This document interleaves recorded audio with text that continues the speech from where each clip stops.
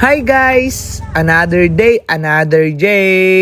Andito nga pala tayo ngayon sa bagong bukas na pagkainan, ang Hotspot Sizzling Meals and Pares. Dito nga pala ito sa Barangay Poblacion, Anda, Pangasinan, sa may malapit sa Hipsa.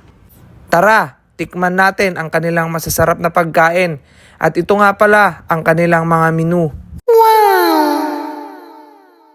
In-order nga pala namin ni Mami Nashi ay beef tapa, fried chicken, burger steak, at sisig a la carte na talagang para sa mga bata rin kasi kasama namin ang aming mga makukulit na anak.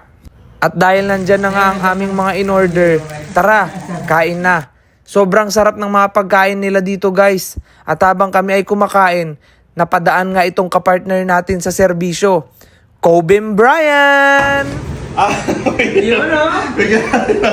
Grabe ka. Kain po.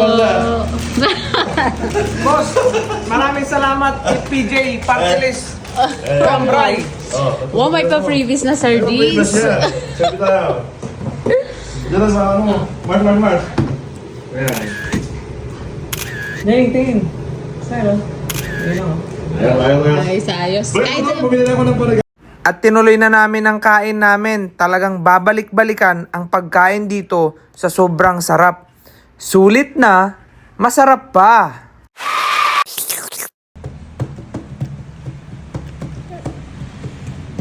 Ang sarap. Wow!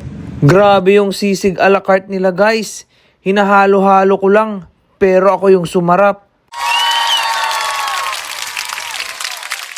O siya nga pala guys, bago ko tapusin itong vlog na to, susubuan ko nga pala muna itong mami ko.